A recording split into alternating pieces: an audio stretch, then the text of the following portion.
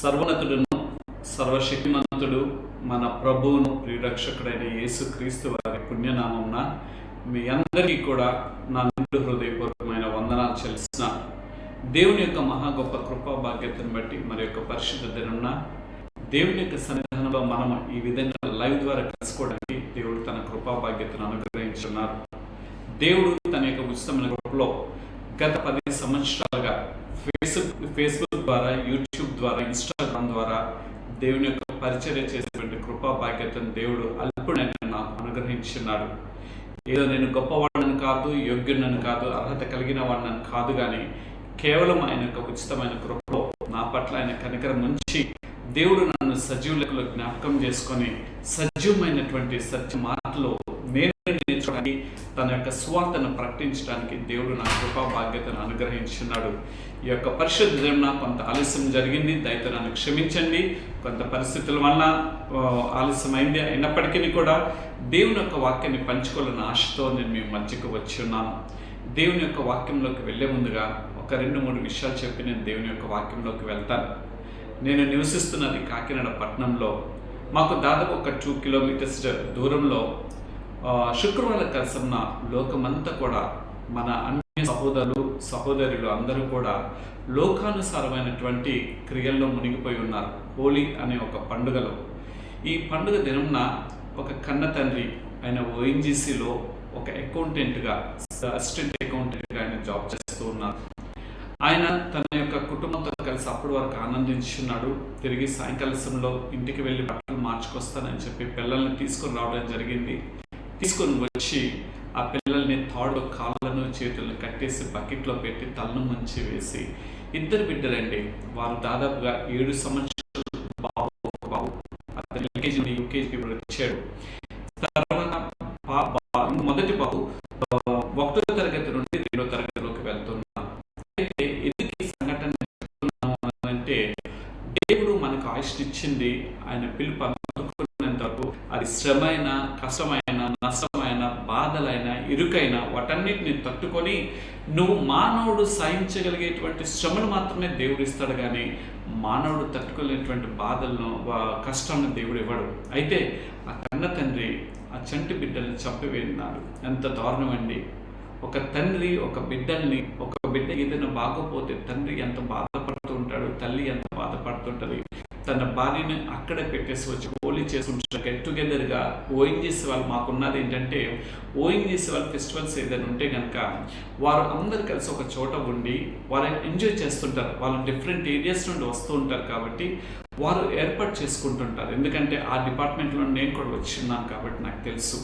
అయితే ఈ యొక్క దిన నేను చెప్పడం మూల కారణం ఏంటంటే, ఆ తండ్రి ఆ పిల్లల్ని చంపివేసి ఒక ఉత్తరం రాసి, నా పిల్లలను ఈ కాంపిటేటివ్ వరల్డ్లో నేను పెంచలేకపోతున్నాను కాబట్టి నా పిల్లలు అది తట్టుకోలేరు అని చెప్పేసి ఆ ఫెయిల్యూర్ని ఆయన చూపించి, ఒక తండ్రి బిడ్డలకు తోడుగొండి ఒక సక్సెస్ని చూపించాలి, కానీ ఫెయిల్యూర్ని చూపించాడు.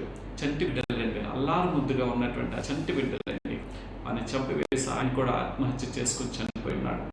ఎంత బాధాకరమైనటువంటి సంఘటన! గత 2-3 రోజులుగా హృదయం విషాదకరమైనటువంటి ఘటన తలంచుకుంటుంటే ఎంతగానో వేదన పడుతున్నది, బాధపడుతున్నది. ఎందుకు ఈ మాటలు చెప్తున్నానంటే, మన పిల్లల పట్ల మన శ్రద్ధ కలిగిన వారిగా ఉండాలి. ఈ కాంపిటేటివ్ వరల్డ్లో ఏదో సాధించట కొరకు ఏదో నేను చేయాలి, ఏదో అనుకొని తల్లిదండ్రులుగా మనం తపన పడుతుంటాం. అది మంచిదే, నేను కాదు అని అనట్లేదు, కానీ మన బిడ్డలు దాన్ని తట్టుకోగలరా లేదా అటువంటి పరిస్థితులు కూడా మనం కొన్నిసార్లు చూసుకోవాలి.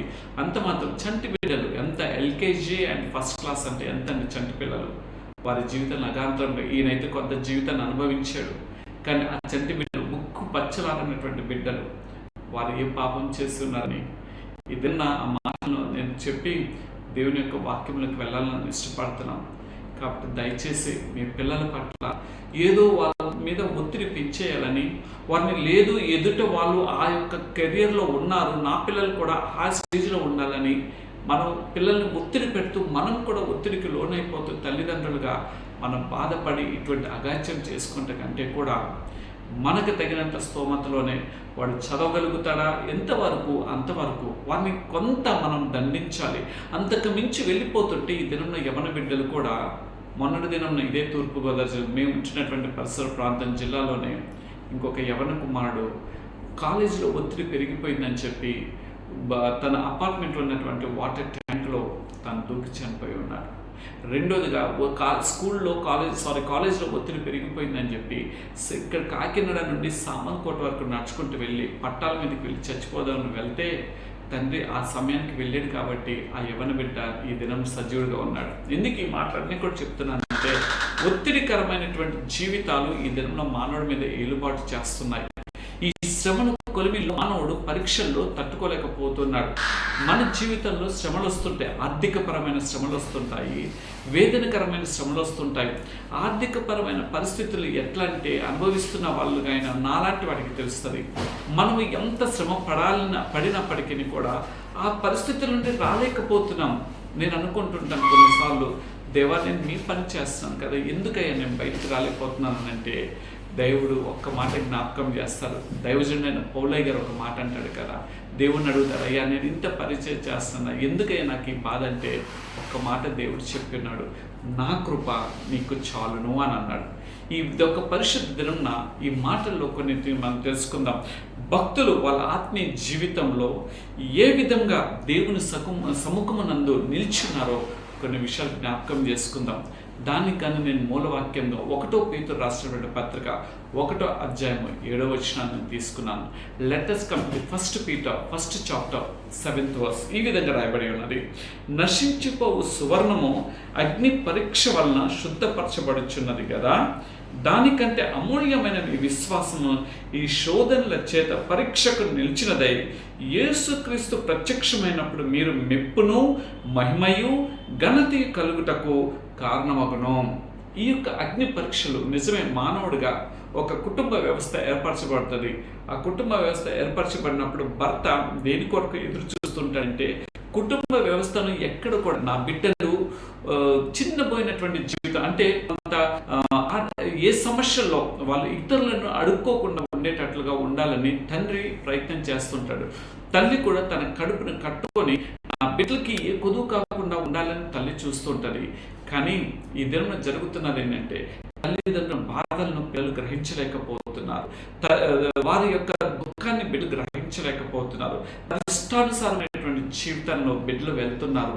రెండోదిగా చూసినట్లయితే బిడ్డలు అడిగిన దాన్ని కొన్నివ్వకపోతే, మనం గడిచిన మాసము ఫిబ్రవరి మాసంలో ఒక విషయం చూసి ఉన్నాను. ఏంటంటే ఒక యవన బిడ్డ తన కాలేజీలో తను అడిగిన సెల్ ఫోన్ని కొనివ్వలేదని, నాకు కొనివ్వలేదని చెప్పి తను ఆత్మహత్య చేసి చనిపోయి ఉన్నది. ఎక్కడికి వెళ్తున్నది? ఈ దిన మానవుడు దేని కొరకు పాకులాడుతున్నాడు? ఈ దిన మానవుడికి కలుగుతున్నటువంటి శ్రమలు వస్తున్నప్పుడు ఆ శ్రమల్ని తట్టుకునేటువంటి శక్తి సామర్థ్యత మానవుడికి ఉంటుందా అనేది మనం గమనించుకుందాం. ఇప్పుడు మానవుడు అనంటే ఏదో మనకి ఈ దిన కలుగుతున్నటువంటి బాధలు మాత్రమే కాదు, కానీ మన యొక్క పరిశుద్ధ లేఖన గ్రంథంలో రాసినటువంటి భక్తులు ఎంతోమంది ఎంతో భయంకరమైన శ్రమలు కుటుంబం ద్వారా అవని, ఇతరుల వలన అవనండి, ఆ ఉన్నటువంటి ఆ యొక్క పరిస్థితుల వలన కానీ, లేకపోతే ఉన్నటువంటి ఆ రాజ్యాంగంలో వారు వేసినటువంటి చట్టాల వలన కానీ ఎంతోమంది భక్తులు ఎన్నో శ్రమలను అనుభవించినాడు. అందుకని పేతురు గారు తన అనుభవ పాఠంలో నుండి ఈ మాటను రాస్తున్నాడు. ఏమని అంటున్నాడంటే, నశించిపోవు స్వర్ణము అంటే పాడైపోయినటువంటి బ్రతుకు, లేకపోతే చెడిపోతున్నటువంటి బ్రతుకు, లేకపోతే దేవునికి విరోధమైనటువంటి బ్రతుకు, దేవుని యొక్క ఆత్మను దుఃఖపరిచేటువంటి బ్రతుకు ఒకవేళ మనలో ఉన్నట్లయితే అది తిరిగి మరలా ఏం చేయాలంటే అగ్ని పరీక్ష చేత శుద్ధీకరింపబడాలి. అంటే దేవుని యొక్క పాద సన్నిధిలోకి వచ్చి దేవుని యొక్క సన్నిధానంలో ప్రార్థన చేసుకొని మన పాపములను, మన దోషములను, మన అతిక్రమములను మనం ఒప్పుకున్నప్పుడు దేవుడు మనం శుద్ధీకరింపచేస్తాడు. మనల్ని ఏదో కొండలెక్కినంత మాత్రం మనం శుద్ధీకరింపబడం, లేకపోతే మనము నిలువ దోపిడిగా మన తల వెంట్రుకలు మనం ఇవ్వటం వలన శుద్ధీకరింపబడం, లేకపోతే వెళ్ళిపోయి ఆ యొక్క అడుగు భాగంలోకి వెళ్ళిపోయి ఒక గంట సేపు నా దోషం క్షమించానంటే మనం శుద్ధీకరింపబడం. కానీ దేని ద్వారా తెలుసా? మన పాపములను, మన దోషములను సమస్త సిలువ రక్తం ఆయన సిలువ రానుపై ఆయన మోసి ఆ పాపము, ఆ దోషాన్ని సమస్తాన్ని ఆయన మనల్ని కడివేసి శుద్ధీకరించట కొరకు ఆయన యత్నించినాడని తెలుస్తున్నావా? యేసుక్రీస్తు ప్రభు వారు కూడా ఈ లోకంలో ఉన్నప్పుడు, మానవుని రీతిలో ఉన్నప్పుడు ఆయన కూడా ఎన్నో శ్రమలు వచ్చినాయి, ఆయనకు కూడా ఎన్నో బాధలు వచ్చినాయి, ఆయన కూడా ఎన్నో కఠినమైన పరిస్థితులు వచ్చినాయి, కానీ ఆయన ఏం చేస్తున్నాడు తెలుసా? ఆయన అంతం వరకు వాటన్నిటిని ఎదుర్కొన్నాడు. ఇదే నా మానవమైన మనము ఆ పరీక్షల్లో ఆ శుద్ధీకరింపబడినటువంటి ఆ దేవుని హస్తంలోకి మనం రాలేకపోతున్నాం. ఆ యొక్క పరిస్థితులకి మన జీవితాన్ని దేవుడికి అర్పించుకోలేకపోతున్నాం. లేకపోతే మన జీవితంలో ఉన్నటువంటి ఆ పాపం అనే బంధకంలో నుండి విడుదల రాలేకపోతున్నాం. ఆ పాపం అనే శాపగ్రస్తమైనటువంటి బ్రతుకుల నుండి మనం విడుదల రాలేకపోతున్నాం. అందుకని మన జీవితము ఆ యొక్క బాధల్లో పడిపోతుంది. ఆ శ్రమంలోనే మన జీవితం అగాంతరంగా ముగిసిపోతున్నది. అందుకని నిన్ను నన్ను బలపరచడం కోసం అలనాడు ఆ భక్తులు ఏ విధంగా అయితే గనుక దేవుని చేత వారు శుద్ధీకరింపబడ్డారో, ఆ అగ్ని పరీక్ష లాంటి శోధనను వారు ఎదుర్కొన్నారు. ఒక మహిమ కలిగినటువంటి తేజోమయమైనటువంటి ఒక గొప్ప విశ్వాస పట్టికలో వారు చేర్చబడి ఉన్నారో ఈ దినం కొద్దిసేపు ధ్యానం చేసుకుందాం. ఇంకా ముందుకు వెళ్ళినట్లయితే సువర్ణం అగ్ని పరీక్ష శుద్ధీకరింపబడుచున్నది కదా, దానికంటే అంటే ఆ అగ్నిలో శుద్ధీకరింపబడేటువంటి బంగారం కంటే కూడా మనల్ని ఏమంటున్నారు తెలుసా? అమూల్యమైన మన విశ్వాసము, మీ విశ్వాసం అనగా మన విశ్వాసం, అమూల్యమైన మన విశ్వాసము ఈ శోధనల చేత, అంటే ఈ తాత్కాలికమైనటువంటి శోధనలు, ఈ శోధనలు ఎదుర్కొన్నప్పుడు అవి కొంతమే, తాత్కాలికమే. అది ఒక నెల, ఒక సంవత్సరమా, ఒక 5 సంవత్సరాలు, ఒక 10 సంవత్సరాల, ఏదో ఒక దినం అది శుద్ధీకరింపబడతాయి కదా. దేవుని పాదసంలో చేరి ప్రార్థించి మనల్ని మనం శుద్ధీకరింప చేసుకుంటాము. ఆ శుద్ధీకరింపబడినప్పుడు మనం ఏమి చేయబడతాం తెలుసా? దానికంటే కూడా మన పరీక్షకు నిలిచిన తర్వాత మన విశ్వాసము ఈ శోధన చేత నిలిచింది. యేసుక్రీస్తు ప్రభు వారు ప్రత్యక్షమైనప్పుడు మనకు మెప్పును, నెంబర్ 1, మనం వాటిని తట్టుకున్నప్పుడు మనకు కలిగేటువంటి మొదటి బాధ్యత ఏంటో తెలుసా? మెప్పు కలుగుతుంది. దేవుడు ఎవరి చేత? మానవుల చేత పక్కన పెట్టండి. మనల్ని పిలిచిన దేవుడు తన గుణాతిశయం చేత మనల్ని నింపుతాడు. మనం ఒక మహిమ కలిగినటువంటి ఒక కిరీటాన్ని దేవుడు అనుగ్రహిస్తాడు. ఒక మెప్పును, ఒక మంచి పేరును దేవుడు తీసుకొని వస్తాడు. మెప్పును రెండుగా చూసాం. మహిమయు దేవుడు మన జీవితంలో ఆ సువర్ణం చేత కడగబడిన సువర్ణం కనుక ఏ విధంగా కడగబడతాయి, దానికంటూ కూడా మన విశ్వాస జీవితంలో మన పరీక్ష నిలిచినప్పుడు దేవుడు మన జీవితంలో ఆయన మహిమను అనుగ్రహిస్తాడు. మూడోది ఘనత. దేవుడు ఎంత గొప్ప కృపా బాధ్యత, ఘనత ఇచ్చేటువంటి దేవుడు. అందుకని ఒక మాట ఎప్పుడు కూడా నాకు జ్ఞాపకం వస్తుంటుంది. ఏంటంటే తండ్రి తునీకరించినాడు, తన అన్నలు తునీకరించినాడు కనిష్ఠుడు అని చెప్పి. అయితే తనకి ఇచ్చినటువంటిది ఏం తెలుసా?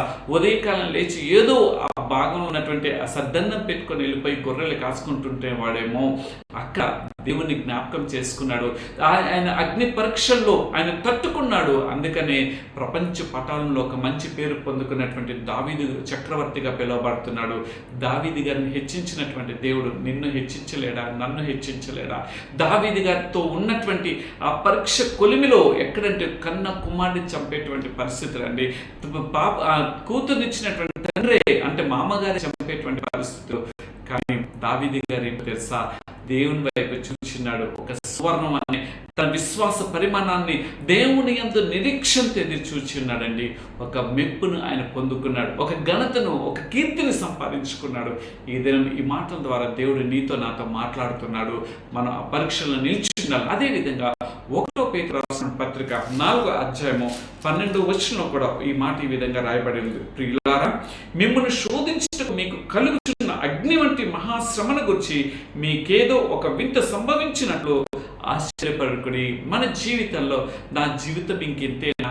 నా జీవితాన్ని కష్టాలు ఇంతేనా? నా జీవితంలో శ్రమలు ఇంతేనా? నా జీవితం ఇంకా మేలు అనేది ఉండదా? నా జీవితంలో ఇంకా నా ఫలాలు నేను చూడలేనా? నా జీవితంలో ఒక అభివృద్ధి అనేది ఉండదా అని చెప్పి విసారిపోతున్నావేమో. నా దేవుళ్ళలో ఉన్నటువంటి పేరేంటి తెలుసా? ఆయన పేరు ఆశ్చర్యకరుడు. ఆయన నువ్వు ఊహించినటువంటి సమయంలో, ఊహించినటువంటి విధంగా, ఇదిగో నువ్వు అప్పటి వరకు అడుగుతుంటావు, దేవా నాకు ఇవ్వు, ఎందుకయ్యా నాకు ఈ అప్పులు నా మీద విలయతాండవం చేస్తున్నాయి, ఏది తలంచినప్పటికీ కూడా నాకు ఎందుకయ్యా ఎదురు దాడులు జరుగుతున్నాయి, ఏది తలంచి నాకు ఎందుకయ్యా అది సఫలీకృతం కావట్లేదని నిరుత్సాహంలో ఉన్నావేమో నా ప్రియ సహోదరుడు, నా ప్రియమైన సహోదరి. ఇది నిన్ను నన్ను దేవుడు బలపరుస్తున్నాడు.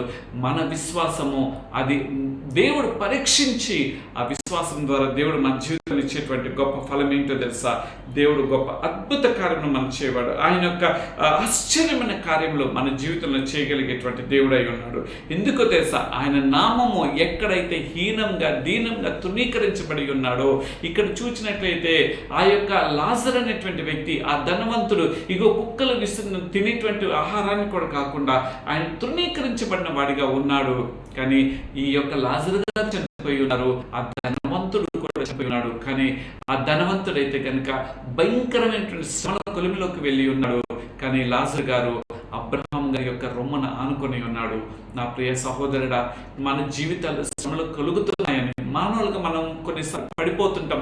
అయ్యా నేను ఎంతో ప్రార్థన చేస్తున్నాను, నన్ను రక్షించేవా, నా జీవితంలో ఈ సహాయం దయచేవా, నా కుటుంబంలో ఈ అసమాధానాన్ని తీసివేసి సమాధానాన్ని దయచేవా, నా కుటుంబంలో ఈ అశాంతిని తీసివేసి శాంతిని కలుగచేయవా అని చెప్పి మనం అడుగుతాము. అయినా నా దేవుడు నా ప్రార్థన వినడా, అయినా నా దేవుడు నా జీవితంలో కార్యం చేయడా, ఇంకా నేను ప్రార్థించడం దేనికి అని చెప్పి మనం నిరుత్సాహపడిపోతాం. కానీ నా దేవుడు, మన దేవుడు ఈ దిన నిన్ను నన్ను ప్రేమతో కొన్నిసార్లు పరీక్ష చేస్తున్నట్లుగా ఈ మాట ద్వారా మనకు అర్థమవుతుంది. ఈ పరీక్ష ద్వారా ఆయన మన జీవితంలో గొప్ప ఆశ్చర్యమైనటువంటి కార్యం చేసే దేవుడై ఉన్నాడు, గొప్ప అద్భుతమైన కార్యం చేసేటువంటి దేవుడై ఉన్నాడు. ఈ విధంగా ఈ మాటలను తీసుకొని పరిశుద్ధ లేఖన గ్రంథంలో కొంతమంది భక్తులు ఏ విధంగా వారి జీవితాల శ్రమలు వచ్చినప్పుడు వారు ఏ విధంగా వారి జీవితాన్ని సరిచేసుకుని ఏ విధంగా నిలబడి ఉన్న దేవుని మహిమ కొరకు, మెప్పు కొరకు, కీర్తిని దేవుడు వారి కొరకు ఇచ్చి ఉన్నాడో ఒక్కొక్క భక్తుని గురించి మనం తెలుసుకుందాం. మొదటిగా చూసినట్లయితే యోబు గ్రంథంలోకి మనం వెళ్దాం. యోబు గ్రంథం 23వ అధ్యాయము 10వ వచనం ఈ విధంగా రాయబడి ఉన్నది. యోబు గారు రాసినటువంటి 23వ అధ్యాయం 10వ వచనం, నేను నడిచిన మార్గము ఆయనకు తెలియను, ఆయన నన్ను శోధించిన తర్వాత నేను సువర్ణం వలె కనపడుదును. మొదటికి ఈ మాటల నుండి అర్థమవుతుంది ఏంటంటే, మన దేవుడు మనల్ని ఒక శుద్ధీకరణ చేయాలనంటే, మన విశ్వాస పరిమాణం నడిపించబడాలనంటే, ఆయన చేత మన జీవితం అంగీకరించబడాలంటే ముందు మనం నడిచే మార్గం ఏంటో మనం గుర్తెరగాలి. ఏ మార్గంలో మనం నడుస్తున్నాం, మన మార్గాలు వెళ్ళిపోతున్నాయి, దేవునికి ఇష్టకరమైనటువంటి మార్గంలో మనం జీవిస్తున్నామా, లేకపోతే మన సొంత మార్గంలో మనం వెళ్తున్నామా? ఈ దినంలో మన జీవితాలు దేవుని దగ్గర మనం ప్రార్థన చేస్తుంటాము, దేవుని దగ్గర మనం బ్రతిమలాడుకుంటాం, తర్వాత మన వ్యక్తిగత జీవితం వైపు మనం వెళ్ళిపోతాం, మన సొంత ఆలోచనలు, మన సొంత ఉద్దేశాల వైపు మనం వెళ్ళిపోతుంటాం. దానివల్ల మన జీవితంలో శ్రమలు కలుగుతుంటాయి, దానివల్ల మన జీవితంలో ఆపదలు సంభవిస్తుంటాయి. అప్పుడు మనం అనుకుంటాం నేను వెళ్తున్న మార్గము అది వక్ర మార్గం అని అప్పుడు మనం తెలుసుకొని, దేవా నా వక్ర మార్గాన్ని తీసివేసి అని చెప్పి ఎప్పుడైతే యోబు గారు చేసినటువంటి ప్రార్థన ఈ యోబు గ్రంథం 23 ఉన్నదో, నా మార్గం అంటే నడిచే మార్గం ఉంది చూసారా, ఆ నడిచే మార్గం అనేది అయ్యా నీకు తెలుసు కదా ప్రభా, నన్ను పరిశోధించు నాయన, నన్ను పరిశీలించు ప్రభా, నన్ను పరిశోధించి నన్ను క్షమించు ప్రభా, ఒక సువర్ణం వలె మార్చవా అని చెప్పి మనం అటువంటి ప్రార్థన చేస్తామో, మన దేవుడు మన జీవితంలో కూడా మన మార్గాల్ని ఆయన మార్గం వైపు నడిపిస్తాడు.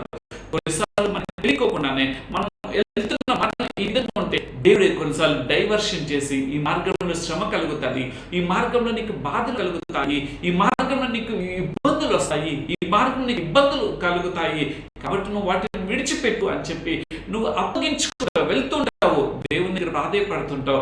వెంటనే దేవుడు ఏం చేస్తాడు, డైవర్షన్ ఆయన మార్గంలోకి మనం నడిపిస్తాడు. మన సొంత మార్గంలోకి వెళ్తే అల్టిమేట్గా ఒక శ్రమ, ఒక నష్టమో, ఒక కీడో, ఒక ఆపద సంభవిస్తుంది. But when we apply our life to God, ఆయన మార్గానికి we apply our life to the way towards the Lord, దేవుని వైపు మన మార్గాన్ని మనం చూపిస్తామో, ఆ నడుచు మార్గంలో దేవుడు ఆ నడుస్తున్నప్పుడు కొంత మనకి ఇబ్బందులు రావచ్చు, కొంత నడుస్తున్నప్పుడు మనకి ఇరుకులు రావచ్చు, కొంత నడుస్తున్నప్పుడు మన జీవితం శ్రమలు రావచ్చు, కొంత నడుస్తున్నప్పుడు మన జీవితంలో వేదనలు ఎదుర్కొనవచ్చు.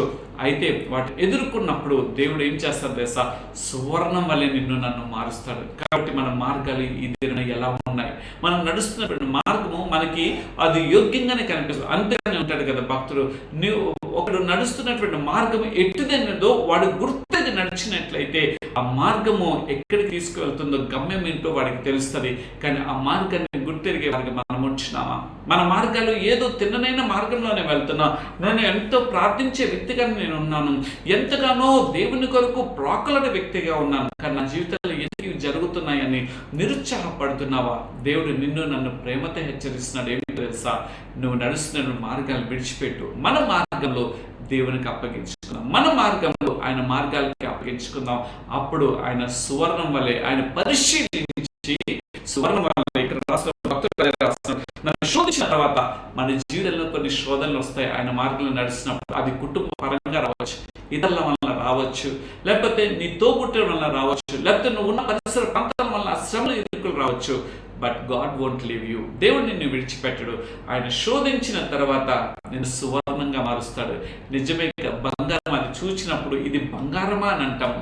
అది ఎప్పుడైతే అగ్ని కొలిమిలో వేయబడుతుందో, ఆ అగ్ని పరీక్షకు అది లోనవుతుందో, అది ఆ ఉన్నటువంటి మలినత్వం, ఆ ఉన్నటువంటి డాగు, ఆ ఉన్నటువంటి కీడు, ఆ ఉన్నటువంటి ఆ యొక్క చెడు అంతా కూడా తొలగిపోయి అది ఒక మంచి మేలిమ వలె మార్చబడుతుంది. అదేవిధంగా నీ మార్గాలు నా మార్గంలో దేవునికి అప్పగించుకోబడినప్పుడు ఆయన శోధించినప్పటికీ, ఆయన శోధించేది దేనికో తెలుసా?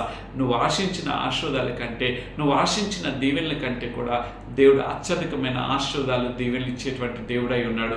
ఆ శోధింపబడుతున్నప్పుడు మనం ఆ శోధన నుండి తప్పిపోయి ఇంకా నేను దేవుడి దగ్గర రావటం వల్ల నాకు కీడు ఎక్కువ జరుగుతుంది, దేవుడి దగ్గర రావటం వల్ల నాకు శోధనలు ఎక్కువ సంభవిస్తున్నాయి, ఇంకా నేను ఎందుకు అని మనం నిరుత్సాహపడుకోకుండా యేసు వైపు చూస్తూ మన పరుగుబంధాన్ని ముందు కొనసాగించినప్పుడు మన జీవితాలు ఒక సువర్ణ వలె మార్చబడతాయి. కాబట్టి మనం నడిచే మార్గాలను బహు జాగ్రత్తగా మనం కాపాడుకునే వారిగా ఉందాం. రెండో అంశంగా మనం చూసినప్పుడు మనం జీవితాలు ఎలా ఉండాలి అని అంటే 66వ సంకీర్తనలో ఒక మాట రాయబడింది. 66వ సంకీర్తన 10వ వచనంలో ఈ మాట ఈ విధంగా రాయబడింది. దేవా, నీవు మమ్మను పరిశీలించి ఉన్నావు, వెండిని నిర్మూలము చేయ రీతిగా మమ్మను నిర్మూలము చేసి ఉన్నావు అని భక్తులు ఇక్కడ మాట్లాడుతున్నారు. దావీదు గారు మాట్లాడుతున్నటువంటి మాట. ఈ యొక్క మాటను గమనించినట్లయితే మన దేవుడు ఎలాంటి వాడో తెలుసండి. మన దేవుడు పరిశీలించే దేవుడు అయినాడు. దేవా, నువ్వు నాకు ఇచ్చేయి అనంటే ప్రేమ కలిగిన దేవుడు, జాలి కలిగిన దేవుడు, దయామయుడు. ఆయన వెంటనే చేయొచ్చు. కానీ వెంటనే ఇవ్వటం వల్ల మానవులకు ఉండేటువంటిది ఏంటో తెలుసా? వీక్నెస్ని తీసుకుంటారు. ఆ వీక్నెస్ని వారి జీవితాల్లో వారు వేరే మార్గంలోకి వెళ్ళిపోతుంటాయి. కాబట్టి దేవుడు ఆయన పరిశీలించి వాడై ఉన్నాడు. ఆయన పరిశీలిస్తున్నప్పుడు మనము ఆయనని గుర్తెరిగే వారికి ఉన్నాడు. దేవుడు నన్ను పరిశీలిస్తున్నాడు, నన్ను పరిశోధిస్తున్నాడు. కాబట్టి ఈ పరిశీలిస్తున్న సమయంలో నన్ను నేను కాపాడుకోవాలి. ఆ తాత్కాలికమైనటువంటి ఆ బాధలు అవ్వచ్చు, ఆ శ్రమలు అవ్వచ్చు, ఆ ఇరుకలు అవ్వచ్చు, ఆ ఇబ్బందులు అవ్వచ్చు, ఆ బాధలు మనం తట్టుకునే వారికి ఉండాలి. నేను ఇందాక చెప్పినట్లుగా కాకినాడ పట్టణంలో జరిగిన సంఘటన, ఆ తండ్రి ఆ యొక్క బిడ్డలు చిన్న వయసు కదా, వారు కొంత ఎదిగిన తర్వాత వారికి జీవితం తెలుస్తుంది. వారు ఆ యొక్క కాంపిటేటివ్ వరల్డ్ లో ఎదురు ఉండగలరా లేరా అని ఆ తండ్రి గ్రహించే అవకాశం కూడా పిల్లలకి ఇవ్వకోకుండా ఈయనంతటికి ఈయన అనుకొని అన్య పుణ్యం ఎరిగినటువంటి పిల్లల యొక్క జీవితాన్ని తీసివేస్తున్నాడు. నా ప్రియ సహోదరుడా, నా ప్రియమైన సహోదరి, దేవుడు నిన్ను పరిశీలిస్తున్న సమయంలో దేవుడు నిన్ను ఆ వెండిని కనుక నిర్మలం ఏ విధంగా ఆయన చేస్తాడో మన జీవితాలకు నిర్మలంగా చేసేవాడని చెప్పి నువ్వు గ్రహించి ఆయన వైపు చూసినప్పుడు మన జీవితాలు ఆయన పరిశీలించిన తర్వాత ఒక సువర్ణం వలె ఆయన మారుస్తాడు. వెండి కనుక ఏ విధంగా తలతలలాడుతుంటుందో, వెండి కంచంలో వేసినప్పుడు ఆ కంచంలో ఉన్నటువంటి ఆ పదార్థం ఏ విధంగా అది ఒక తలతలలాడుతుంటుందో మన జీవితాన్ని కూడా ఒక రమ్యమైన విధంగా దేవుడు మార్చివాడై ఉన్నాడు. నా ప్రియ సహోదరుడా, మొదటిగా మనం దేవుని నడిచే దేవుడు మనకి ఆయన నడవమన్న మార్గంలో మనం నడుద్దాము. రెండు, దేవుడు మనం పరిశీలిస్తున్నప్పుడు మన జీవితాన్ని దేవుడికి అప్పగించుకుందాం. మూడోదిగా చూసినట్లయితే చూద్దామండి. మూడోదిగా సామెతల గ్రంథకర్త రాస్తారు కదా, సామెతల గ్రంథం 17వ అధ్యాయము 3వ వచనం ఈ విధంగా రాయబడి ఉన్నది. చూడండి, వెండికి మోస తగినది, బంగారునకు కొలిమి తగినది, హృదయ పరిశోధకుడు యెహోవాయే. అంటే దేవుడు మనల్ని పరిశోధించి వాడై ఉన్నాడు. ఆ పరిశోధనలో మనం తట్టుకునే వారమై ఉండాలి. ఎట్లా తెలుసండి? వెండికి ఆ మోస ఉంది, చూస్తారు, ఆ మోస తగినది అని దేవుని యొక్క వాక్యం సెలవిస్తుంది. బంగారానికంటే కొలిమి, ఆ నిప్పు కొలిమిలో ఉండి వేసి ఆ నిప్పు వస్తున్న కొలది ఆ వేసేటువంటి బంగారము ఏ విధంగా సమస్తమైన డాగులు, సమస్త కల్మషము సమస్తం తొలగిపోయి అది ఒక అందమైన గ్లిటరింగ్గా మార్చబడుతుందో మన జీవితాలు కూడా ఆ కొలిమిలో ఉన్నప్పుడు, ఇందాక 1 పేతురు రాసిన పత్రిక 1:7 చెప్పినట్లుగా మనము కూడా మన జీవితాలను ఆ శ్రమలు వచ్చినప్పుడు, ఆ ఇరుకులు వచ్చినప్పుడు, ఇబ్బందులు వచ్చినప్పుడు, దేవా ఇదిగో నాయన మీరు నన్ను నా హృదయ పరిశోధకుడు మీరు కాబట్టి ప్రభా నా హృదయాన్ని పరిశోధించండి. ఎందుకంటే హృదయము బహుఘోరమైనది, దాన్ని గ్రహించేవాడు ఎవడు కూడా లేదు. హృదయమే అగాధమైన లోయరా అని కూడా భక్తుడు ఒక పాట రాసి ఉన్నాడు. మన హృదయంలో మనకు తెలియకుండానే కొన్ని ఆలోచనలు పుడుతుంటాయి. మన హృదయంలోనే మనకు తెలియకుండా మన కొన్ని తొందరపాటు నిర్ణయాలు వెళ్ళిపోతుంటాయి. మనకు తెలియకుండానే కొన్ని తాత్కాలికమైన ఆనందం కొరకు, తాత్కాలికమైన పరిస్థితులకు అనుగుణంగా మన హృదయం ద్వారా కొన్ని తప్పిదంలోకి మనం వెళ్ళిపోతాం. ఎప్పుడైతే మన హృదయాన్ని దేవుడికి అప్పగించుకుంటామో, దేవుడు ఆ కొలిమిలో నుండి దేవుడు మన పరిశోధించి మన హృదయాన్ని పరిశోధించి ఒక సువర్ణమయం మారుస్తాడు. ఆ మాట ద్వారా వెండికి మోస్తరు తగినది ప్రభావ, సువర్ణానికి కొని తగినది ప్రభావ, నా జీవితాలకి మీ వాక్యం తగినది. ఎందుకంటే వాక్యం అగ్ని లాంటిది ప్రభా, మీ వాక్యం శుద్ధి లాంటిది ప్రభా, మీ వాక్యము నాయన అది రెండంచుల వాడిగల ఖడ్గము ప్రభా. ఒకవేళ ఈ మార్గంలో వెళ్తే ప్లాన్ ఏ అయితే కనుక ఈ శ్రమ ఉంటది, ఒకవేళ ప్లాన్ బి అయితే కనుక ఈ శ్రమ ఉంటది. కాబట్టి ఏ ప్లాన్ బి కూడా నేను పడిపోకుండా ప్రభా, ఓన్లీ నాయన మీ డైరెక్షన్ లో నడిచినప్పుడు ప్రభా, నా హృదయాన్ని మీకు అప్పగించుకున్నప్పుడు తండ్రి మీరు నన్ను కొంత తాత్కాలికంగా నన్ను పరిశోధించవచ్చు, పరిశీలన చేయవచ్చు. కానీ అల్టిమేట్గా ప్రభా మీరు ఇచ్చేటువంటి ఆ యొక్క ఆనందము ప్రభా, ఆ ఆనంద కిరీటాన్ని పొందుకునే కృపా భాగ్యత దయచేయనని మన దేవుణ్ణి అడగాలి. ఒక మాట నేను చెప్పాలని అనుకుంటున్నాను. ఇక్కడ పరిశుద్ధ లేఖన గ్రంథంలో 2 క్రీస్తుగా పిలువబడుతున్నటువంటి పౌలు గారి గురించి ఒక మాట నేను చెప్పాలని అనుకుంటున్నాను. పౌలు గారు ఒక మాట అంటాడు, పూర్వమైతే నేను హింసకుడిని, దూషకుడిని, కానీ ఇప్పుడైతే క్రీస్తు ఖైదీని అన్నాడు. అంటే ఆయన దేవునికి ఒక బానిస అయిపోయి ఉన్నాడు. అందుకని అంటాడు, నేను బ్రతుకుతే అయితే క్రీస్తే, చావైనా నాకు మీరే. ఈ మాటలు మనం అనగలమా? ఏదైనా ఒక 90 సంవత్సరాలు వృద్ధుల హాస్పిటల్లో ఉండి మనం నేను కొంతకాలం బ్రతుకున్నట్లుగా ప్రార్థన చేయవా అని అంటారు. కానీ ఇగో నువ్వు 95 నుండి దేవుడు ఆ ప్రార్థన అంగీకరించి ఒకవేళ 5 సంవత్సరాలు లేకపోతే 10 సంవత్సరాలు వయసు ఏదో దినం మనం ఈ లోకాన్ని విడిచిపెడతాం. బట్ మన యొక్క అల్టిమేట్ మనం ఎక్కడికి వెళ్తాం? దేవుడు ఇచ్చినటువంటి ఈ మట్టి దేహంలో ఆయన జీవాన్ని ఉంచి ఆయన కొరకు జీవించమన్నప్పుడు మన జీవితాలు ఆయన కొరకు సమర్పించుకుంటే మన హృదయాన్ని పరిశీలించి దానికి తగినటువంటి, అందుకనే దేవుడు దావీదు గారు అన్న మాట ఏంటో తెలుసా, నా హృదయానుసారుడు. అంటే దేవుని యొక్క హృదయము వలె దావీదు గారు తన్ను తానుగా పరిశోధించబడ్డాడు, ఆయన మార్గం వైపు నడిచినాడు. దావీదు గారి దగ్గరికి వచ్చి దేవుని సేవకుడు వచ్చి హెచ్చరించినప్పుడు నాతాను గారు, దావీదు గారు నేను చేయలేదని తప్పిపోలేదండి, ఆయన తప్పించుకోలేదండి, అక్కడే కన్నీరు విడిచి ప్రార్థన చేస్తున్నాడు. నా ప్రియ సహోదరుడా, నా ప్రియమైన సహోదరి, మాటలు వింటున్నటువంటి నీవు ఒక్క మాట నేను చెప్పాలనుకుంటున్నాను. మనం మానవులుగా తప్పిదములు చేస్తుంటాం, మన నోటి ద్వారా అనేకమైన అబద్ధాలు ఆడుతుంటాం, మన చూపుల ద్వారా చూడరాని అనేకమైన వాటిని మనం చూస్తుంటాం, తర్వాత మన వినికిడి ద్వారా వినరానటువంటి మాటలు అనేకమైన మనం వింటూ ఉంటాము, లేకపోతే మన చేతుల ద్వారా చేయనటువంటి దోషక్రియలు ఎన్నో మనం చేస్తుంటాం, మన కాళ్ళ ద్వారా నడవడిక ద్వారా ఎన్నో నడవరానటువంటి వాటి కొరకు మనం నడిచిన వారిగా ఉంటాం.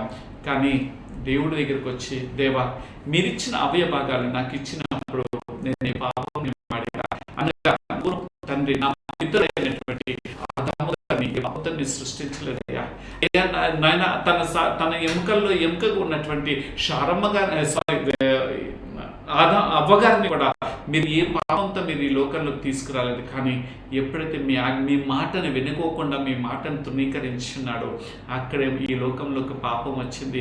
ఆ పాపమే ఈ దినం ఏలుబాటు చేస్తుంది. ప్రభా అయ్యా మీ పాదాల చెంత బ్రతిలాడుకుంటున్నాను, నా పితరుల వల్లే నిన్ను నాయన కప్పిపుచ్చుకోకుండా మీ చేత తృణీకరింపబడి ఆ అందమైనటువంటి ఆ జీవితంలోనైనా అందమైన ఆ ఏదేను వనాన్ని విడిచిపెట్టి బయటికి మీరు త్రోలి వేసినట్లుగా నా జీవితం త్రోసివేయొద్దు ప్రభా.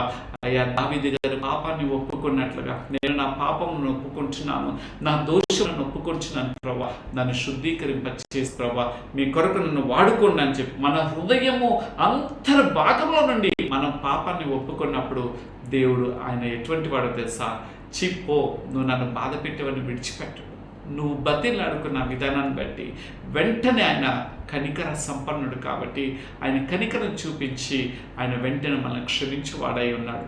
అందుకనే యేసుక్రీస్తు ప్రభువు వారు కూడా శిలువ మ్రాను మీద వేలాడుతున్నప్పుడు ఆ ఒక దొంగ అయితే అంటాడు, మా ఆయన నువ్వైతే ఒక దేవుడు, మేమైతే తప్పిదం చేసిన వాళ్ళం, మేమైతే దొంగలము, కానీ నువ్వేం దొంగతనం చేయకపోతే నువ్వు ఈ శిక్షకు వచ్చి ఉంటావు, ఏ పాపం చేయకపోతే ఇక్కడికి వచ్చి ఉన్నప్పుడు మరొక దొంగ అంటాడు, నోరు మూపించి ఈయన ఏ పాపం అని చెప్పి వెంటనే దేవుని యొక్క మహిమ కలిగినటువంటి ఆ శక్తి ఒక అద్భుతమైన ఆయన రక్షణ భాగ్యం వచ్చింది. ఏంటో తెలుసా, ఇగో ప్రభువా మీ రాజ్యం వచ్చినప్పుడు నన్ను కూడా జ్ఞాపకం చేసుకొని ఉన్నారు. అప్పుడు యేసుక్రీస్తు ప్రభువు తడువు కూడా చేయలేదు, నేడే నీవు నాతో కూడా పరదేశంలో ఉండు అని అన్నాడు. ఈ దేవుని ఈ మాటల ద్వారా నువ్వు నేను తెలుసుకోవాల్సింది ఏంటో తెలుసా, మన హృదయాన్ని మనం పరీక్ష చేసుకుందాం. మన హృదయంతో ఈ తాత్కాలికమైన జీవితం మనం 60, 70, 80, 100, 120, 150 ఏదో ఒక దినంన మనం ఈ లోకాన్ని విడిచిపెట్టి వెళ్తాం. కానీ విడిచిపెట్టిన తర్వాత ఈ మట్టిలో కలిసిపోతుంది. కానీ దేవుడిచ్చిన ప్రాణాత్మ ఆ దగ్గరికి వెళ్ళాలి కదా, వెళ్ళకోకుండా అగ్ని శకలాల్లో మన జీవితం కాలిపోతుంటే అంత బాధ ఉంటుంది, ఎంత శ్రమలు ఉంటాయి. అవి తట్టుకునేటువంటి పరిస్థితి. చచ్చిపోదామనన్నా కొండలు అంటాయి, మేము పారిపోతామనని, మనం వెళ్ళిపోయి దూకుదామనంటే మనం చావమంట. ఎంత భయంకరమైన పరిస్థితులు ఉంటాయి. అటువంటి పరిస్థితులకు వెళ్ళకముందే ఫెయిల్యూర్ అయిపోయినటువంటి మన జీవితాలని సక్సెస్లోకి నడిపించుకుందాం. 4వదిగా చూసినట్లయితే కనుక యెషయా గ్రంథం 48వ అధ్యాయంలోకి మనం వెళ్దాం. యెషయా గ్రంథము 48వ అధ్యాయంలోకి వెళ్ళి ఈ మాటల్ని ఈ విధంగా మనం తెలుసుకుందాం. యెషయా గ్రంథం 48:10 ఈ మాట రాయబడి ఉన్నది, నేను నిన్ను పుటమి వేసి తిని వెండిని వేసినట్లు కాదు, ఇబ్బంది కొలిమిలో నిన్ను పరీక్షించి తిని. ఇబ్బంది కొలిమిలో దేవుడు పరీక్ష చేస్తూ ఉంటాడంట. అంటే మన జీవితంలో ఇబ్బందులు వచ్చినాయి కదా అని చెప్పి ఇగో ఉంటాడు, నువ్వు ఎన్ని పాపాలు చేయకపోతే నీ బ్రతుకులు ఇవి వచ్చినాయిరా, నువ్వు ఎన్ని దోషాలు చేయకపోతే నీ బ్రతుకులు ఇవి వచ్చినాయిరా, లేకపోతే నువ్వు ఎంత దుష్క్రియలు చేయకపోతే నీకు ఈ బ్రతుకు వచ్చిందని నేను ఎదుటివాడు అంటాడు. కానీ నా దేవుడు, నేను ప్రకటిస్తున్నటువంటి సజీవుడు అనేటువంటి దేవుడు అంటున్నటువంటి మాట ఏంటో తెలుసా, ఇబ్బంది కొలిమిలో దేవుడు మనం పరీక్షిస్తాడంట. మనం పరిశీలిస్తాడు, ఒక సువర్ణం వల్ల మారుస్తాడు. మన జీవితంలో వచ్చినప్పుడు ఇదిగో నేను పుటము వేసి వెండిని వేసినట్టు కాదు అని చెప్పి ఇబ్బందులు మన జీవితంలో కలుగుతున్నప్పుడు అందుకనే భక్తుడు రాస్తాడు, ఇబ్బందులు నన్ను వెంట చుట్టినను నా యేసు నాకు తోడుగా ఉండగా నాకు భయం ఎలా అని అంటాడు. మన జీవితంలో ఇబ్బందులు ఉన్నప్పుడు ఆ ఇబ్బందుల వైపు మన జీవితాన్ని చూడకోకుండా యేసు వైపు చూద్దాం. అక్కడ ఆ యొక్క పౌలయ్య గారిని తీసుకుని వెళ్తున్నప్పుడు ఆ బుల్లెట్ కార్ట్, ఆ బండిని తోలుతున్న వ్యక్తి, నిన్ను ఎక్కడికి వెళ్తున్నారో తెలుసా అని చెప్పేసి అన్న పౌలు గారు అన్న మాట ఏంటో తెలుసా, ఒక అద్భుతమైన మాట. అది గుర్తు చేసుకున్నప్పుడల్లా నాకు కన్నీరు వస్తుంటుంది. ఏమిటో తెలుసా, నేను బ్రతుకుతున్న ఇది క్రీస్తానన్నటువంటి వ్యక్తి నేను ఎక్కడికి వెళ్తున్నాను నాకు తెలుసు, నా దేవుడు ఆజ్ఞాపించాడు కాబట్టి దానికి నేను సమ్మతిస్తున్నాను, ఆయన బ్రతుకుటైతే క్రీస్తే చావైనా మేలే అని చెప్పి తన శిరచ్ఛేదనం చేసేటప్పుడు కూడా అయ్యో నేను చచ్చిపోతున్నాననే బాధ లేదండి, ఇదిగో నా కొరకు ఒక జీవ కిరీటం ఉన్నది, ఆ జీవ కిరీటం పొందుట కొరకు దేవుడు నా కొరకు ఉంచినటువంటి ఆ కిరీటాన్ని పొందుట కొరకు నా దేవుడు నాకు అవకాశాన్ని ఇస్తున్నాడు అని చెప్పి తన సంతోషంగా ఈ లోకాన్ని విడిచిపెట్టి ఉన్నాడు. నా ప్రియ సహోదరుడా, మన జీవితాల్లో ఇబ్బందులు అనే కొలిమిలో ఉన్నప్పుడు ఆ కొలిమిలో మన శుద్ధీకరింపబడ్డ ప్రార్థన దేవుని యొక్క సముఖంలో చేరి ప్రార్థించుదాం, దేవుని యొక్క సముఖంలో చేరి రోదన చేద్దాం, రోధించే హృదయాలుగా, రోధించే తండ్రులుగా, తల్లులుగా మనం మారిపోదాం.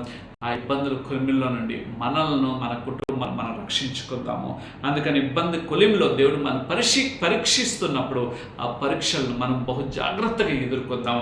పరీక్ష అనగా మనకు తెలుసు కదండి, విశ్వాస జీవితంలో మనం ఎంత విశ్వాసంలో మనం కొనసాగుతున్నామో ఆ విశ్వాసం మనం నిలిచి ఉండగలుగుతామా లేదని చెప్పి దేవుడు పరీక్షలు చేస్తూ ఉంటాడు. ఆ పరీక్ష సమయంలో మనం ఆ పరీక్షను మనం తట్టుకున్నట్లయితే నీ ముందు ఒక సక్సెస్ఫుల్, ఒక జీవితం అని దేవుడు ఇస్తూ ఉంటాడు.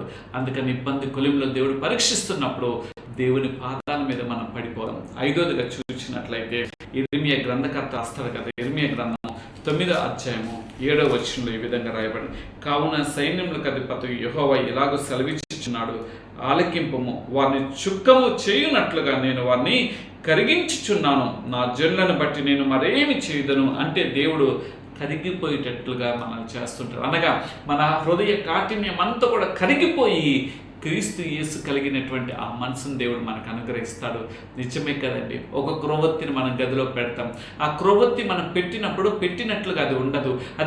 అది వెలిగిస్తున్న కొలది అది కరిగిపోతూ ఉంటాయి. మన ఆత్మీయ జీవితంలో కూడా మన దేవుళ్ళు ఎదుగుతున్న కొలది మనలో ఉన్నటువంటి గర్వము, మనలో ఉన్నటువంటి అహంకారం, మనలో ఉన్నటువంటి ఆ కోపాలు, మనలో ఉన్నటువంటి ఆ తాపములు, ఆ యొక్క దేవుడికి ఆయస్కరమైన క్రియలన్నిటిని కూడా మనం కరిగించుకున్నప్పుడు మనం ఇతరులు మనగా వెలుగుతామే కాదు, కానీ ఇతరులను కూడా మనం వెలిగించేవారుగా ఉంటాం. నా ప్రియ సహోదరుడా, నా ప్రియమైన సహోదరి, దేవుని యొక్క హస్తాల్లో మనం కరిగిపోయినప్పుడు ఆ నిత్య రాజ్యంలో మనం వెలుగుతూ ఉంటాం అనేది మనం తెలుసుకోవాలి. ఆరోదిగా చూసినట్లయితే జకర్యా గ్రంథంలో రాయబడి ఉంటుంది. జకర్యా గ్రంథము 13వ అధ్యాయము 9వ వచనం ఈ విధంగా రాయబడి ఉన్నది. జకర్యా గ్రంథము 13:9. ఆ 3వ భాగమును నేను అగ్నిలో నుండి వినిని తీసి శుద్ధపరిచినట్లు శుద్ధపరతును, బంగారమును శోధించినట్లు వారిని శోధింతును. వారు నా నామమును బట్టి మొరపెట్టగా నేను వారి మొరలను ఆలకింతును అన్నట్టు. అనగా దేవుడు శుద్ధీకరింపచేసే దేవుడు ఎప్పుడో తెలుసండి, దేవుని సముఖమందు మనం మొరపెట్టేటువంటి ప్రార్థన అనుభవంలోకి మనం రావాలి. మనలో మామూలుగా ప్రార్థన చేస్తుంటాం, పెదవులతో ప్రార్థన చేస్తాం. దేవా మీకు వందనాలయ్యా, మీకు స్తుతులయ్యా అని మనం ప్రార్థన చేస్తాం. కానీ ఒక్క మాట చెప్పను, ఒక భక్తుడు, ఒక సేవకుడు చెప్తున్నాడు, మన ప్రార్థన అపోస్తుల ప్రార్థన అనగా యాక్ట్స్తో ఉండాలి. అనగా first we have to adore the lord. మనం దేవుని గణపరిచే వారిగా ఉండాలి, ఆయన కీర్తించే వారిగా ఉండాలి. రెండోది మనం కన్ఫెస్ చేసుకోవాలి. అంటే నేను చేసి ఈ ఘోరమైన పాపిని ప్రభా, పలానా విషయంలో తప్పిపోయినాయా, పలానా విషయంలో నేను మీకు ఆయస్కరం కలిగించినయ్యా, నా పాపంలో అవి పేరుకుపోయి ఉన్నాయి, మురికి వలె కంపు కొడుతున్నాయా, ఆ కంపు పోవాలంటే ఎంత నేను శుద్ధీకరింపబడితే కానీ నా కంపు పోతుంది ప్రభా అని చెప్పి మనం కన్ఫెస్ చేసుకోవాలి. మూడోదిగా మన థ్యాంక్స్, దేవునికి వందనాలు చేయాలి. నిజమే కదా, మన తోబుట్టులు, మన వారు అనేక మంది లోకాన్ని విడిచిపెట్టి వెళ్ళిపోయి ఉన్నారు. కానీ ఇంకను దేవుడు నన్ను సజీవుల్లోకి జ్ఞాపకం చేసుకున్నాడు కదా. ఆ సజీవుడైన దేవుణ్ణి మనం కృతజ్ఞత అర్పించమా? ఎవరైనా మనకు ఒక చిన్న పని చేస్తే మనం వెంటనే ఏమంటామండి, మీకు వందనాలు అని తెలుగులో అంటాము, ఇంగ్లీష్లో అయితే థ్యాంక్స్ అని చెప్తాం. అందుకని always we have to tell thank you Jesus అని మనం దేవునికి వందనాలు చెల్లించేవారుగా ఉండాలి. ఆఖరిగా చూసినట్లయితే సాల్వేషన్, దేవుడు మనకిచ్చిన రక్షణ బాధ్యతను మనం అది కాపాడుకుంటూ ఆయన కొరకు ఎదురు చూసి ఆయన పిలుపు అందుకునేంత వరకు ఎదురు చూడాలి. ఒకవేళ ఆయన రాకడ ఏ క్షణమైనా రావచ్చు. ఆ రాకడ సమయంలో మన రక్షణ కర్త అయినటువంటి దేవుని యందు మన రక్షణని కాపాడుకునే వారికి మనం ఉండాలి. అటువంటి ప్రార్థన అనుభవంలోకి మనం నడిపించబడాలి. ఎప్పుడైతే మనం ఆ విధంగా శుద్ధీకరింపబడతామో, ఆ శుద్ధీకరించడానికి ఇష్టపడతామో, ఏ విధంగా సరి చేసుకోవాలో కూడా దేవుడు ఒక వాక్యాన్ని చూపిస్తున్నారు. రండి రోమీయులకు రాసిన పత్రికలోకి వెళ్దాం. రోమీయులకు రాసిన పత్రిక 5వ అధ్యాయము, రోమా పత్రిక 5వ అధ్యాయము 3వ వచనంలో ఉంది చూడండి. ఏమనుందంటే, గనుక అంతేకాదు శ్రమ ఓర్పును, ఓర్పు పరీక్ష నిరీక్షను కలుగజేయనని ఎరిగి శ్రమల యందును అతిశయపడదాము. అంటే ఈ యొక్క రూట్ సరి చేసుకున్నప్పుడు మన జీవితంలో మొదట ఏమి వస్తుందనేది ఇక్కడ దేవుని యొక్క వాక్యం ముందు మన జీవితం శ్రమ ద్వారా మన జీవితంలో ఒక ఓర్పు అనేస్తుంది. శ్రమలని దేవుడు సన్మానాలుగా మారుస్తాడు. దేని ద్వారా? ఓర్పు అనేది మన జీవితంలో వస్తుంది. శ్రమలు కలిగినప్పుడు నువ్వు తట్టుకోలేక దేవుడిని తిడుతూ ఉంటాం కొన్నిసార్లు. దేవా నువ్వేం దేవుడు అయ్యా, నువ్వు దేవుడు అయితే నా జీవితంలో ఎందుకయ్యా ఈ శ్రమలు, నువ్వు దేవుడు అయితే నా భర్త నేను ఎందుకు పోగొట్టుకుంటానయ్యా, నువ్వు దేవుడు అయితే నా భార్య నేను ఎందుకు పోగొట్టుకుంటానయ్యా, నువ్వు నిజమైన దేవుడు, నేను ప్రార్థన చేస్తాను కదా, నిన్ను నమ్ముకున్నందుకు నా కుమారుని నువ్వు తీసేసుకుంటావా, నా కుమారుడు యాక్సిడెంట్లో చచ్చిపోతాడా, లేకపోతే నా కుమార్తె చనిపోతుందా అని దేవుడి దగ్గర మనం అంటాం. కానీ నేను నేర్చుకున్న పాఠం ఏంటంటే తెలుసా, దేవుడు పిలుపు ఎప్పుడు ఉంటుందో అప్పుడే దేవుడు పిలుచుకుంటాడు. ఒక మాట బాధాకరమైంది. నా యొక్క భార్య యొక్క స్టూడెంట్, వాడు ఇంజనీరింగ్ చదువుకోవడానికి వెళ్ళి ఉన్నాడు. ఇక్కడ అందరు కూడా న్యూస్లో వచ్చింది. వాళ్ళ స్నేహితులు అందరూ కలిసి ఆదివారం సమయంలో వాళ్ళు స్నానం చేసి ఉన్నారు. స్నానం చేసి వచ్చేసారు. వాళ్ళు వచ్చేస్తూ వీళ్ళలో ఒక కుర్రగాడు వీడు ఏం చేసిన తిరిగి మళ్ళా నేను ఒక్కసారి స్నానం చేసి వస్తాను అని వెళ్ళాడు. ఉత్తరప్రదేశ్ భాగం, రాజస్థాన్ ఆ ఏరియాలో, ఉత్తరప్రదేశ్ ఐ థింక్ సో, ఆ ప్రాంతంలో వాడు వెళ్ళాడు, మునిగిపోయాడు, చచ్చిపోయాడు. తల్లికి ఎంత బాధ ఉంటుందండి. వాడు మంచి నేషనల్ రైఫల్ అండి వాడు. కుర్రగాడు నేషనల్ వాడు ఛాంపియన్, వాడు ఒక క్రికెట్ ప్లేయర్. వాడి జీవితం ఎలా అయిపోయింది.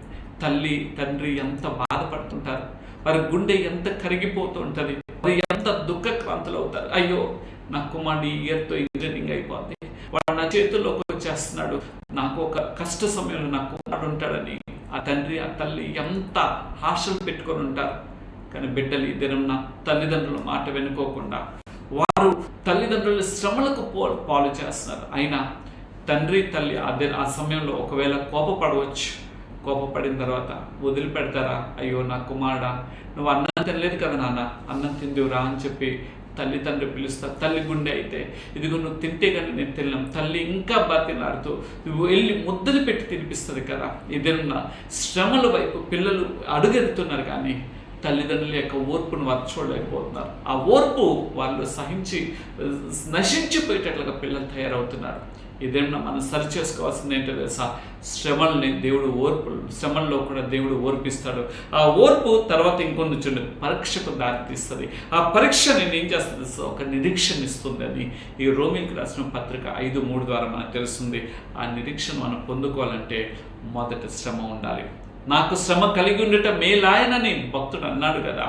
నువ్వు నేను కూడా ఆ శ్రమల కొలిమిలో ఉన్నప్పుడు దేవా కొన్నిసార్లు నాకు అనిపిస్తుంటుంది, ఆర్థిక సమస్యలు కొట్టుమిట్టాడుతున్నప్పుడు దేవా నేను ఒకనొక సమయంలో వేలాది రూపాయలు, లక్షలాది రూపాయలు నా అకౌంట్స్లో ఉన్నాయి, ఈ దినం నిల్ అయిపోయి నేను ఇంకొకరి దగ్గర అడుగుకుంటున్నానంటే బాధ కలుగుతుంది అయ్యా అని అన్నప్పుడు ఈ శ్రమలలో నువ్వు ఓర్పును పట్టలేవా? అది తాత్కాలికమే కదా, కానీ నీ నిరీక్షణ పోగొట్టుకుంటావా? ఆ నిరీక్షణలో నువ్వు నిల్చుంటే కదా నేను ఇచ్చేటువంటి ఆ సువర్ణాన్ని నువ్వు పొందుకుంటావు కదా. ఆ సువర్ణం కావాలంటే నువ్వు కాల్చపడవా అని చెప్పేసి అన్నప్పుడు కొత్త బాధ కలుగుతుంటుంది, వేదన కలుగుతుంటుంది. పిల్లల్ని నడిపించాలి, కుటుంబ వ్యవస్థ నడిపించబడాలి, ఉన్నటువంటి పరిస్థితులు నడిపించబడాలి. ఇంకొకరు అడగాలంటే సిగ్గు కలుగుతూ ఉంటుంది. కానీ అయినప్పటికీ కూడా దేవా నాకు ఎటువంటి దారి అని అన్నప్పుడు నాకు దారి నా అక్క నాకు సహాయం చేస్తూ నన్ను అట్లా ముందుకు నడిపిస్తుంటుంది. నా ప్రియ సహోదరుడా, నా ప్రియమైన సహోదరి, మన జీవితంలో శ్రమలు కలిగినప్పుడు ఆ శ్రమల వైపు మనం ఓర్పుని నేర్చుకుందాం. ఆ ఓర్పు అనే పరీక్షలో మనం నిల్చుందాం. ఆ పరీక్షలో నిల్చుండి దేవుడిచ్చే నిరీక్షణను మనం కాపాడుకుందాం, ఆ విశ్వాసాన్ని కొనసాగించుదాం. అంత మాత్రం కాదు, రెండోది ద్వారా శ్రమల ద్వారా దేవుడు ఏమిస్తాడంటే ఇదే రోమిలకు రాసిన పత్రిక 5వ అధ్యాయం తర్వాత వచనంలో చూడండి, 4వ వచనంలో ఉన్నది ఏమన్నంటే శ్రమలందు నువ్వు అతిశయపడదువు. 4వ వచనం, ఓర్పును పరీక్ష నిరీక్షణ కలగజేయని ఎరిగి శ్రమలందు అతిశయపడదాము. శ్రమల ద్వారా దేవుడు అలగేస్తాడంటే అతిశయము, అంటే అది ఏదో గర్వము కలగలని కాదు, కానీ నా దేవుడు నాకున్నాడని ఒక అతిశయము. ఈ లోకంలో ఒక మాట చెప్పాలని ఇష్టపడుతున్నాను. సిలువ అని గురించి గలతీయులకు రాసిన పత్రికలో దైవజనుడైన పౌలయ్య గారు అక్కడ రాస్తాడు కదా, సిలువ ద్వారా నాకు అతిశయము అని అంటాడు. 5:14 అంటాడు, సిలువ ద్వారా నాకు అతిశయం అని అంటాడు. సిలువ అంటే శ్రమ కదా, అయితే దాని ద్వారా అతిశయం అంటే నా దేవుని ఆ సిలువ ద్వారానే నా జీవితాలలో నా దేవుడు నా పాపాన్ని క్షమించున్నాడు, నా దోషాన్ని క్షమించున్నాడు, నా కొరకు తన ప్రాణాన్ని పెట్టి ఉన్నాడు. ఆ ప్రాణం ద్వారా నా జీవితాల్లో ఒక నిరీక్షణ వచ్చింది. ఆ ప్రాణం ద్వారా నా జీవితాల్లో శాపం నుండి విముక్తి వచ్చింది. ఆ యొక్క సిలువ రాణి మీద వేలాడటం వలన నా జీవితంలో ఉన్నటువంటి బాధల నుండి నాకు ఉపశమనం వచ్చిందని ఆ సిలువను చూసుకుని అతిశయపడినాడు. మన జీవితంలో కూడా యేసుక్రీస్తు ప్రభు వారి యొక్క సిలువను చూసి ఆ సిలువలో ఒక అడ్డుకర్ర ఒక నిలువుకర్ర అని దినం ఎంతోమంది దాని గురించి అవహేళన చేస్తున్నారు, కానీ నీ అడ్డమైన బ్రతుకుని ఆయన నిలువుగా నీ అడ్డమైన బ్రతుకుని సమస్తాన్ని నిర్మూలన చేస్తున్నాడని నువ్వు ఎరుగుతున్నావా? లేకపోతే దాని గురించి అపహాస్యం చేస్తున్నావా? దేవుని యొక్క సిలువ వైపు చూసి మన జీవితాన్ని ఆయన కొరకు అతిశయపడదాం. నా దేవుడు ఈ లోకంలో నేను నిజమైన దేవుడిని నేను తెలుసుకున్నాను, నా దేవుడు ఎవడో నాకు తెలుసు, నా దేవుని యొక్క అతిశయం ఏంటో నేను గ్రహించున్నాను, నా కొరకు ఒక జీవ కిరీటాన్ని ఇచ్చాడనే అతిశయాన్ని మనం తెచ్చుకుందాం. అంటే ఆధ్యాత్మికమైన గర్వం తెచ్చుకోమని కాదు, కానీ ఆ శిలువ రాను మీద చిందించిన రక్తాన్ని జ్ఞాపకం చేసుకొని ఆ నిత్య రాజ్యం కొరకు మనం అతిశయపడతాం. రెండోది అది. మూడోదిగా చూసినట్లయితే ఈ యొక్క శోధన యాకోబు పత్రికలో రాయబడి ఉంటుంది. యాకోబు పత్రిక ఒక మాటని ఇక్కడ చూసుకుందాం. ముందు యాకోబు పత్రిక 3వ అధ్యాయంలోకి ఒక మాట ఒకసారి వెళ్దాం. 3వ అధ్యాయము యాకోబు పత్రిక 1:3లో ఉంది.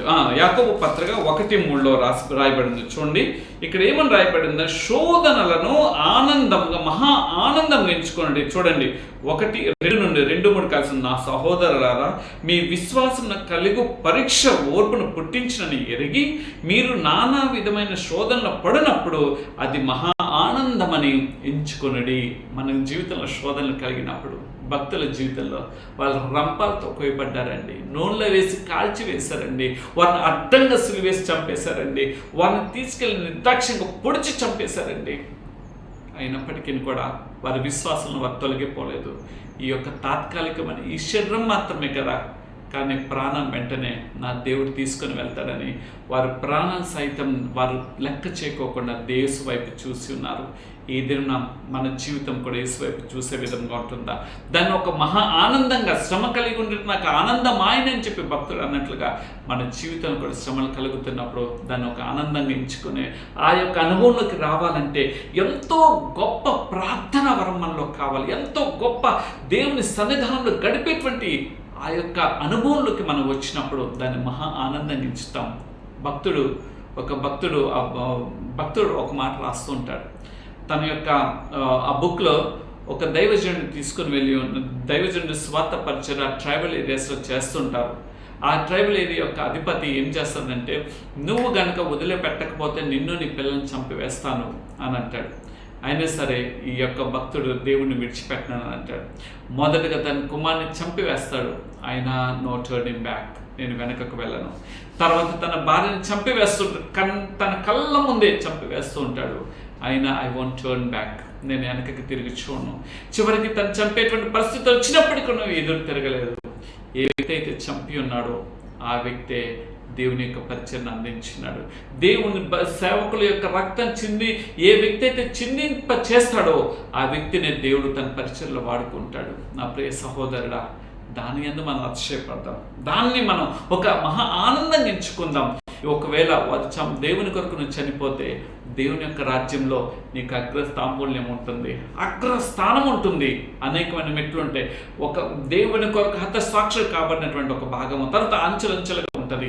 అది రానున్న దినాల్లో నేను చెప్తాను. కానీ ఇప్పుడైతే అది మహా ఆనందంగా మనం ఎంచుకుందాం. శ్రమలనే కొలిమిలో మనం కొనసాగినప్పుడు దాన్ని ఒక అతిశయంగా ఎంచుకుందాం, ఒక ఆనందంగా ఎంచుకుందాం. ఆఖరిగా చూసినట్లయితే యాకోబు పత్రిక 1వ అధ్యాయము 4వ వచనం తర్వాత మీరు సంపూర్ణను అనునాంగులను ఏ విషయంలో కొలువు లేని వారై ఉండినట్లు ఓర్పు తన క్రియను కొనసాగింపనేది.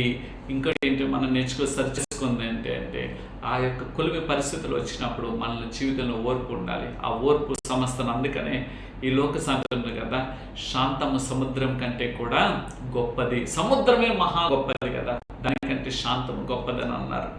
ఈ యొక్క మాట ఈ పరిశుద్ధ లేఖన గ్రంథంలో నుండి వచ్చింది. నా ప్రియ సహోదరుడా, ఈ మాటలు వింటున్నటువంటి నీవు దేవుని కొరకు సంపూర్ణత కలిగిన వాడిగా ఉండాలి. సంపూర్ణులుగా అనునాంగులుగా కొలువు లేని వరకు మనం ఉన్నప్పుడు దేవుడు విడిచిపెట్టడు. అది మహా ఆనంద భాగ్యంగా ఆయన ఎంచుతాడు. ఆఖరిగా చూసినట్లయితే యాకోబు పత్రిక, ఇదే యాకోబు 1:12లో ఉంది కదా, ఆఖరిగా శోధన సహించేవాడు ధన్యుడు, అతడు శోధన నిలిచిండవాడు, ప్రభువు తనను ప్రేమించే వారికి వాగ్దానం చేసిన జీవ కిరీటం. What a wonderful opportunity God will provide us. దేవుడు ఎంత గొప్ప భాగ్యత ఇస్తున్నాడండి. ఆయన జీవ కిరీటాన్ని ఎప్పుడో తెలుసా, శోధనలు జయించేవాడు ధన్యుడు. నీ జీవితంలో అనేకమైన శోధనలు వస్తాయి. నీ తోటివాడు అరే వీడు బతుకు చెడిపోయిన బతుకురా, ఈడేంట్రీ ఈరోజు బోధిస్తున్నాడు అని అంటారు. పర్వాలేదు, నువ్వు దేవుని చేత శుద్ధీకరింపబడి నువ్వు అవమానాలను ఎదుర్కో, నీ పక్షంలో దేవుడు ఉంటాడు. నీ జీవితం నేను అంటూ ఉంటాడు, అరే ఇప్పుడు వరకు ఈడు దొంగరా, ఈడేంట్రా పెద్ద వాక్యం బోధిస్తున్నాడు. అయినా పర్లేదు, నువ్వు నిజంగా సరి చేసుకుని దేవునిలో ఉన్నావు కాబట్టి ఆ దొంగని ఏ విధంగా అయితే దేవుడు ఆ యొక్క నువ్వు నాతో కూడా పరదేశంలో ఉందో అదేవిధంగా నిన్ను కూడా నిత్యరాజ్యాన్ని చేరుస్తాడు. అంతవరకు మనం సహించినప్పుడు, ఆయన కొరకు మనం జీవించినప్పుడు దేవుడు ఆ జీవ కిరీటాన్ని, అటువంటి జీవ కిరీటం దేవుడు మనందరికీ దయచేయనుగాక. ఆమేన్. ప్రార్థన చేసుకుందాం. సర్వోన్నతుడా, సర్వశక్తిమంతుడా, మా గొప్ప ప్రియ పరలోకపు తండ్రి, ఈ యొక్క పరిశుద్ధ దినంన కొద్దిసేపు మీ యొక్క దివ్యమైన వాక్కుల్ని నాతో, మాతో, మా అందరితో మీరు మాట్లాడారు. అవును తండ్రి, మా జీవితంలో శ్రమలు వచ్చినప్పుడు మేము నలిగిపోతున్నాం తండ్రి. మా జీవితంలో శోధనలు వచ్చినప్పుడు తట్టుకోలేకపోతున్నాం. ఇంకా ఎందుకు మా దేవుడు మమ్మల్ని విడుదల చేయలేకపోతున్నాం, విశ్వాసానికి గురైపోతున్నాం అయ్యా. కానీ దినం నాతో మాట్లాడావు ప్రభువా. ఇగో సువర్ణం వల్ల నేను మార్చబడాలంటే నువ్వు కొలిమిలో వెయ్యబడాలి అని చెప్పి నన్ను నాయన మీరు ఆదరించావు కదా ప్రభా. అది శోధన పరిస్థితుల్లో ప్రభా నేను తప్పిపోకుండా విశ్వాసం ఒక కర్త యుద్ధాన్ని కొనసాగించేవాడిని యేసు వైపు చూస్తూ మీరు ఇచ్చేటువంటి జీవక్రియను పొందుకునేంత కృపా భాగ్యత నాకు దయచేయమని అడుగుచున్నాం. మీ బిడ్డలు ఎంతో శ్రద్ధతో ఈ వాక్యాన్ని వింటూ ఉన్నారు లైవ్ ద్వారా. తర్వాత కూడా ఫేస్బుక్, యూట్యూబ్ ఈ మాటలు వింటూ ఉంటారు. ప్రతి వారి జీవితంలో మీ మహిమ కలిగిన కార్యం చేయమని మీ కృప కలిగిన హస్తాలకు నేను ఈ వాక్యాన్ని అందిస్తాం. మా హృదయాన్ని రాసుకొని, ఈ మాటలను రాసుకొని ప్రభా, ప్రతి విషయంలో కూడా మీ భక్తులు ఏ విధంగా అయితే ఆ శ్రమలో కొన్నిల్లో నిల్చున్నారో మేము కూడా నిల్చుండే కృపా భాగ్యత దయచేయండి. తర్వాత మేము సరి చేసుకున్నప్పుడు ఏ విధంగా మీ యొక్క నాయన జీవ కిరీటాన్ని ఇస్తారో కూడా మీరు మాకు తెలియజేస్తున్నారు తండ్రి. మేము ఎంతకాలం ఈ లోకంలో మేము జీవిస్తాం మాకు తెలియదు కానీ ప్రభా, మేము జీవించినంతకాలం కూడా ప్రభా మీ కొరకు మంచి సాక్షిగా జీవిస్తూ మీరు ఇవ్వబోయేటువంటి ఆ జీవ కిరీటాన్ని, ఆ జీవ ఫలాన్ని నాయన, ఆ నిత్య రాజ్య వారసత్వాన్ని నాయన మేము పొందుకునే కృపా భాగ్యత దయచేయమని తండ్రి. అల్పడం, అయోగ్యుని, ఎన్నికలేని వాడిని, పడిపోయిన వాడిని, చెడిపోయిన వాడిని నన్ను కొద్దిసేపు మీ సిలువ చాటును మరుగుపరుచుకొని తండ్రి నన్ను మీరు హెచ్చరించిన విధానానికే మీ కోట్ల స్తుతి స్తోత్రం వందనం చెల్లిస్తూ నేను సరి చేసుకుని ప్రభా మీ కొరకు నమ్మకంగా జీవించే కృపా భాగ్యత దయచేయమని ఈ మాధ్యమికల ద్వారా అందిస్తున్నటువంటి పరిచర్య నాయన దినదిన వృద్ధి చేయమని అడుగుచున్నాం తండ్రి. అనేకమైన నూతన ఆత్మలు సరైన వాక్యం చేత పట్టబడినట్లుగా సహాయం దయచేయమని మీ కృప కలిగిన హస్తాలకి అప్పగిస్తూ నా ప్రభువును ప్రియరక్షకుడైన యేసు క్రీస్తు వారి పేరిటి ప్రార్థన అడిగి వేడుకొంచున్నాను నా యొక్క ప్రియ పరలోకపు తండ్రి. ఆమేన్. తండ్రి దయ, కుమారుని ప్రేమ, పరిశుద్ధాత్మ అన్యోన్య సహవాసం మనందరికి తోడై ఉండి నడిపించినగాక. ఆమేన్, ఆమేన్, ఆమేన్. మంచిది నా ప్రియ సహోదరుడా, నా ప్రియమైన సహోదరి. దేవుని యొక్క మహోన్నతమైన కృపా భాగ్యతే. నేను గొప్పవాడిని కాదు, యోగ్యుడిని కాదు, కానీ దేవుడు నాతో మాట్లాడినటువంటి మాటలు పంచుకోవడానికి దేవుడు కృపనిచ్చి ఉన్నాడు.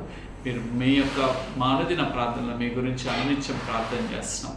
మా గురించి, మా పరిచర్ల గురించి మీ అనుదిన ప్రార్థనలు జ్ఞాపకం చేసుకోమని, ప్రత్యేకంగా నా గురించి మీ అనుదిన ప్రార్థనలో మరి ఎక్కువగా ప్రార్థించమని, నిజమైన శ్రమల కొలువిల్లో ఉన్నటువంటి నా జీవితాన్ని ఓర్పేంటూ నాకు ఈ దినం నన్ను దేవుడు బలపరిచి ఉన్నాడు, ఆదరించి ఉన్నాడు. ఈ మాటల్లో ఇంకా నిల్చుండేటువంటి కృపా భాగ్యత దేవుడు ఇచ్చేలాగిన నా గురించి కూడా మీరు ప్రార్థన చేయమని మీ ప్రార్థన సహాయ సహకారాలు కోరుకుంటున్న మీ ఆత్మీయ సహోదరుడు Kalapala Sanjay. Thank you very much. Shalom.